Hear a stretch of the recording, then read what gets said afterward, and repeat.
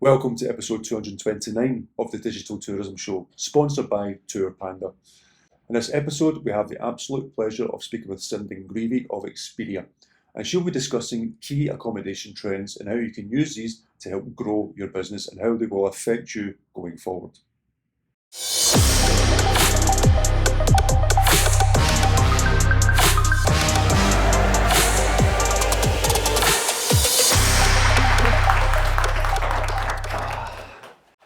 Thank you for joining us. Thank you for having me. Yeah, because I think the last time, we were mentioning earlier on, last time we saw each other was probably E-Tag or something. Yeah, because it used to be absolutely. part of that. Yeah. So I guess for everyone in the room, so when I first met Chris years and years ago, I used to work for a Scottish enterprise. And one of the core projects that I worked on was the Edinburgh Tourism Action Group. So that was very much my baby, and absolutely loved it. And so did lots of kind of matching of tourism businesses with technology businesses and trying to get those kind of two groups working together in a really kind of collaborative sense. So yeah, that was how we first met. And then I got stolen away to come work for Expedia. Yeah, we're going to go into that. So what sort of pulled you towards Expedia? What was it that attracted you to them? So I think for me, I loved all of the work that I was doing, like with kind of tourism and tech, and we did some really exciting events in terms of like data hack events and stuff like that. And I was just so kind of invigorated by all of that.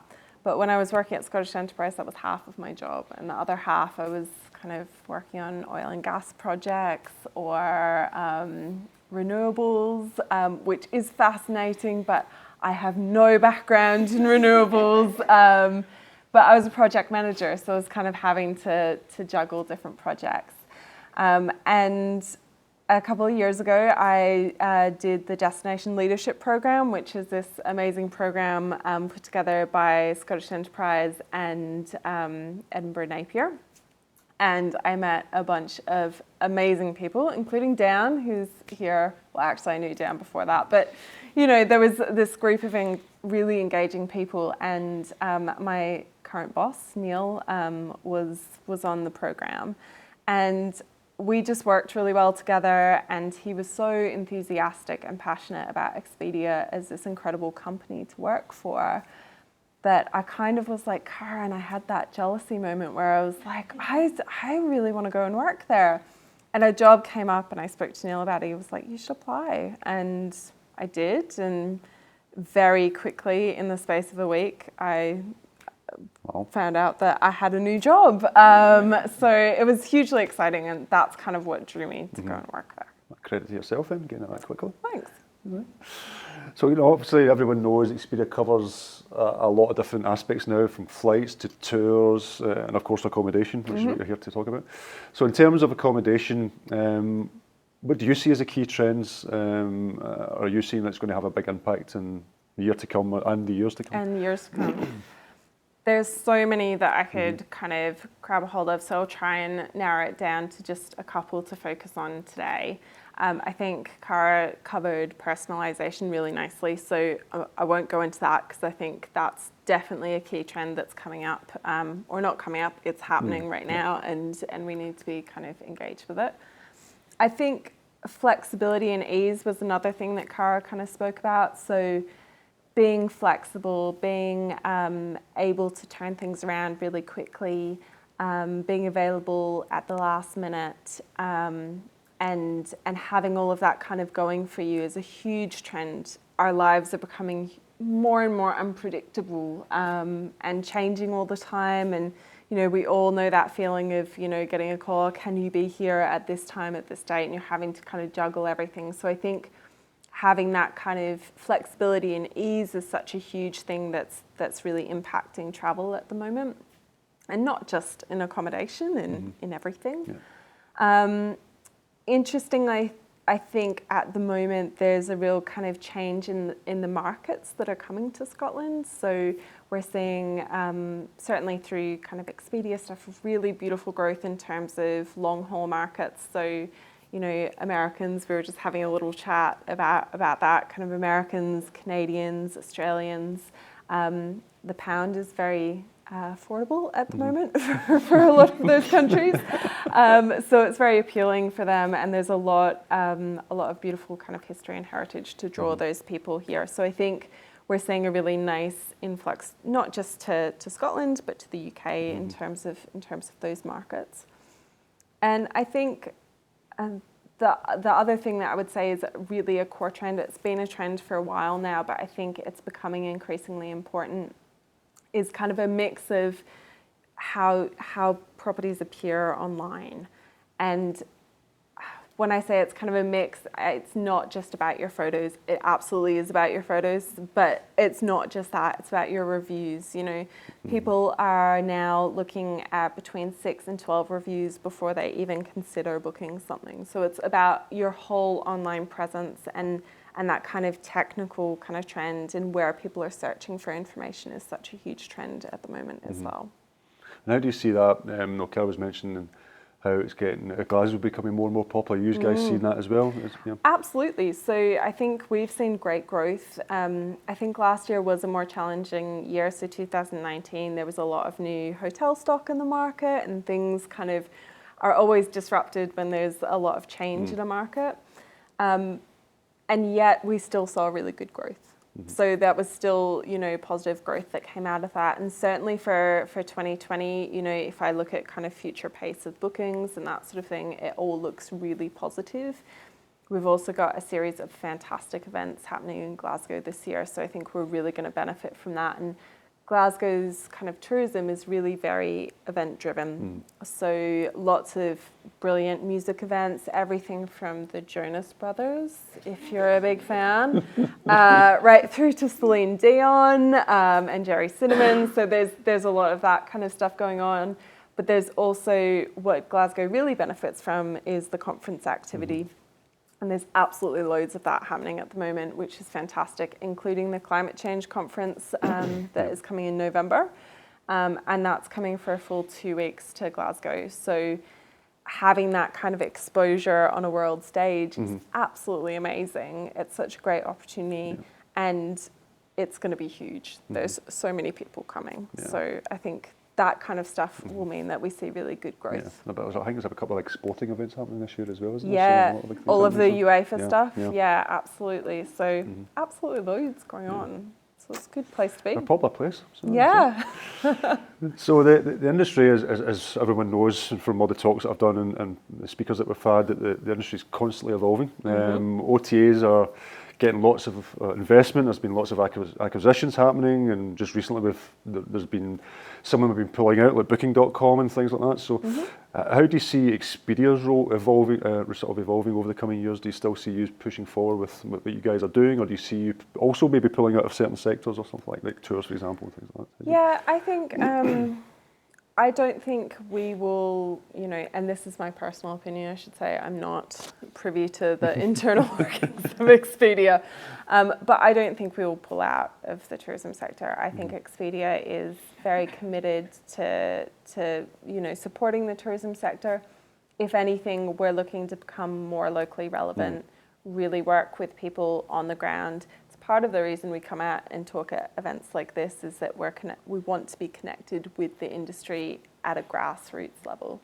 And that means, you know, meeting with hotel partners regularly. I was out today in Glasgow having market visits with a number of hotel partners, and Kathy came out and joined me. And, you know, that's very important. So I don't think that's going to change. I think that kind of personalization of our service to hoteliers and to other parts of the industry is still a vital part of Expedia's business. And I think that's where we do really well. I think in terms of other kind of trends that I see for online travel agents, I think it's an interesting world, and it's moving quite quickly at the moment. I think you'd mentioned the kind of tours and what's happening in that space. I think that's a space that I really am keen to watch what's happening, because I think there's so much opportunity and we just don't know what that is yet or how that's going to work. But I think there's so much potential in that area, and I think that could be the next kind of boom area. I think in terms of trends for accommodation providers and how we kind of see things progressing. I think for us, it's about taking things to the next level. So it's about making sure that our tech is the best tech that they can get access to, that we're providing them with the best market insights around what kind of customers we're bringing them. We have these beautiful tools like we have a great revenue management tool that if you work with us as an accommodation provider, you get access to. And it really gives you actionable insights in terms of what the competition's doing in the market, what kind of things are going to impact, you know, potential rates and availability in the market and that sort of stuff. So I think it's about, you know, optimizing those tools for our hotel partners. And then for our customers, it's about making bookings as easy as possible for them and giving them as much information as possible. And that is about kind of interacting with our hotel partners. I think Cara was great in terms of what she was saying in terms of kind of matching customers' needs to the right hotel and that sort of thing. So I think there's a lot of work to be done in those areas. No, I certainly agree with the localisation side of things. I think that's why a lot of the OTAs are now pulling back and just having another look at it, because, you know, Airbnb are doing really well with the experiences side of things. You know, Get Your Guide are starting to do their own local type tours and themselves. That's the direction where a lot of these companies are now trying to focus on and be more grassroots. So I think I agree with that, and certainly the tech side as well. That's why a lot of the companies like Airbnb and stuff have grown so quickly, because the tech behind them and the booking process is so easy to use. So I think that's half the battle. If you've got that, then that's when you bring people on. You know, Expedia is certainly up there as well with that side of things. So it's good to see. So before I pass on to the floor, if it was for the accommodation providers here, or let's say listening or watching, if there was one piece of advice you would give to them today, what would it be in terms of optimising their own product, or wanted to come on to Expedia, for example? So what would be that one thing you would? I'm going to do two. That's fine. That's fine. We're going to spoil people then. So the first thing I would say is be really aware of your online presence, and that does come down to your photos and your reviews.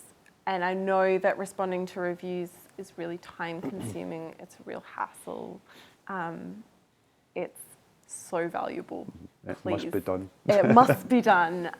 So I would kind of beseech people to kind of think about that and think about, you know, what are the key kind of unique selling points of their product, and make sure you have a photo of that that's beautiful and that sells that to the best advantage.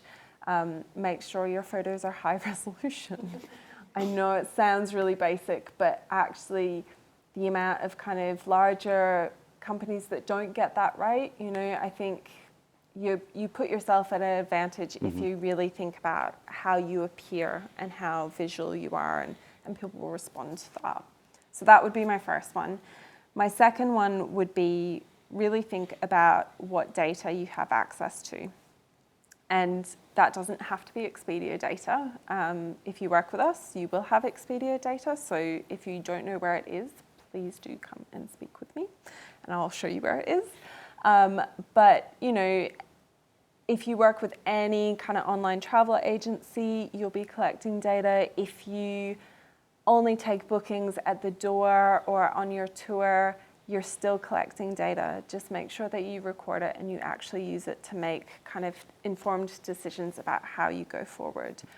A lot of the conversations I have with hotels is around their strategy, and then how we can use their data to really drive that strategy forward for them. So I would take those insights as much as possible and use them. Couldn't have said it better myself. Does anyone have any questions for Synden? Stunned you all into silence. Oh, yep, got one. Hello. Jessica will come over the mic. Hi, I'm Ian. I run a small private tour business. You mentioned reviews and managing reviews. In particular, what review platform does it matter? I mean, I use TripAdvisor, but I don't push Google reviews, for example. Do you have an opinion or a view? So that's a great question. I think I would say TripAdvisor, absolutely, you should be managing and just keeping an eye on those kinds of reviews. I would encourage you to look at Google as well, because Google are making a big play into the travel industry. And they're really kind of stepping in there. So I think you'll find more and more stuff is coming through on Google, and people are using that more and more as a platform to review on. If I'm honest about the way that I shop, when I kind of am thinking about an activity that I might want to do, I will Google it and I will make a judgment based on the review quality. What I would say is that even if you get a negative review, don't take that as a bad thing.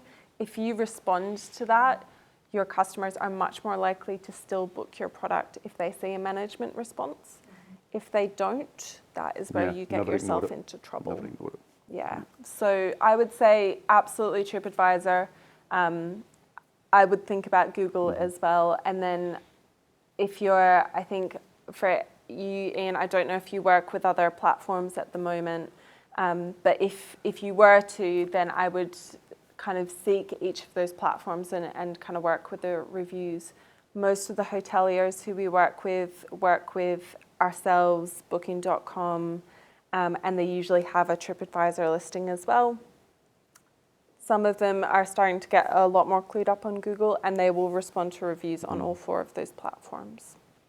Yeah, Google reviews is becoming more and more important, definitely for rankings and everything else. Yeah. So, well, we actually had a customer asked that the other day, and it's, if you're getting a booking through TripAdvisor or one of those platforms, put the review on that, or ask them to put the review on that. If you're getting it direct them to Google. That's what we're advising people on. Yeah. No worries. Any other questions? Of course.